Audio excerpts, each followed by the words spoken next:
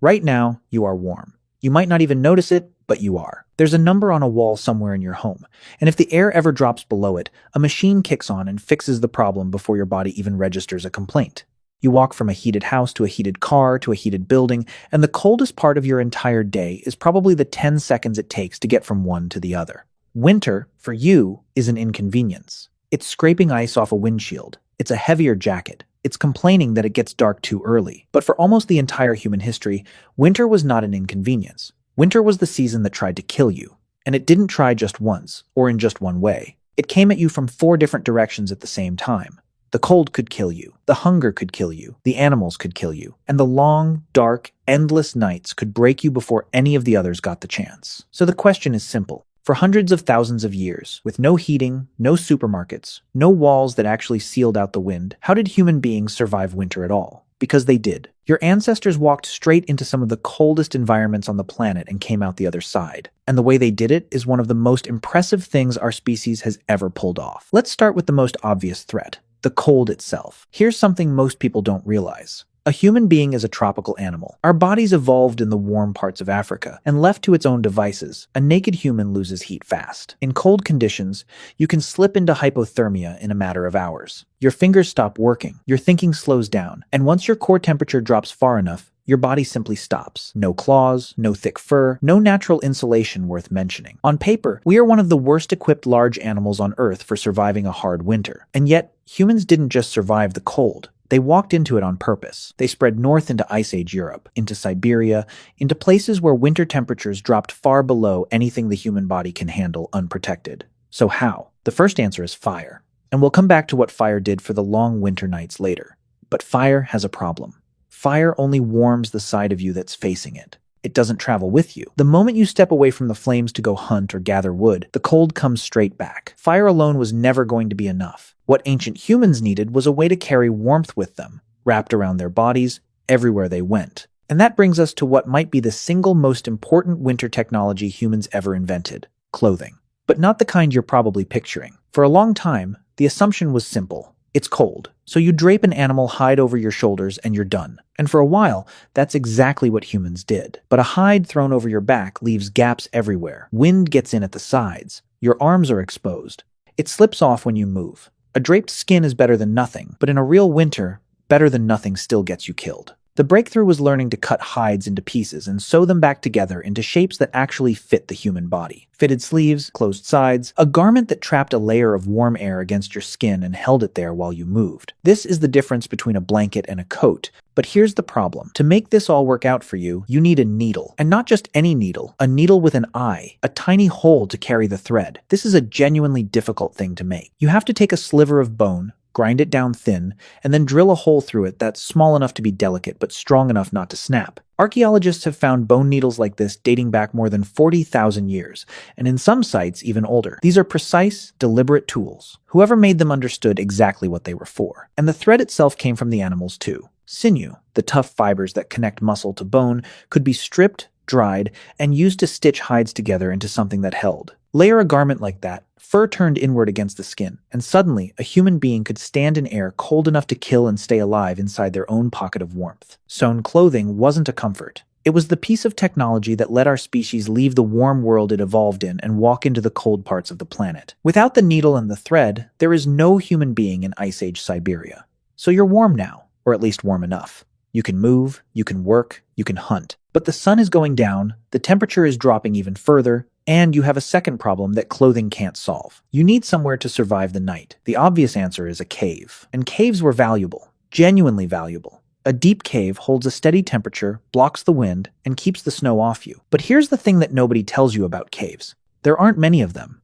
A good, dry, defensible cave in the right spot was rare, and if you found one, you probably weren't the only one who wanted it. Other groups also wanted it too. You couldn't count on a cave. Most of the time, if you wanted somewhere to survive the winter, you had to build it yourself. And this is where it gets remarkable. In a place called Mezirich, in what is now Ukraine, archaeologists found the remains of shelters built around 15,000 years ago. But there was almost no wood on that landscape, and almost no stone. So the people there built their homes out of the one material they had in enormous quantity. I'm talking about mammoth bones. They stacked and interlocked the bones of dozens of mammoths into round, dome-shaped huts, hundreds of bones in a single dwelling, jawbones layered like roof tiles. Massive tusks arched over the entrances. These were not quick, throwaway shelters. They were substantial, engineered structures built to hold up through a brutal winter. And they took real planning and real labor to put together. And inside a shelter like that, you did everything you could to hold the warmth in. You lined the floor. At a site in South Africa, archaeologists found evidence of bedding made from layers of grasses and leaves, carefully arranged, dating back an astonishing 77,000 years. People were making their shelters comfortable before our species had even left Africa. And it didn't stop at the floor, because think about that mammoth bone hut for a second. It's built out of bones, and bones don't fit together perfectly. There are gaps everywhere. And every single gap is a doorway for the wind. So they sealed them, layer by layer. They stretched animal hides across the inside of the walls and pinned them over the openings. They cut blocks of sod and stacked them against the outside, and some groups even packed snow against their shelters, because a thick layer of snow is actually a very good insulator. It traps air, and trapped air holds heat. Layer by layer, the wind ran out of ways to get inside. A shelter wasn't just walls anymore. It was a system, and it kept people alive on nights that should have killed them. But a warm shelter creates a new problem, and it's a big one.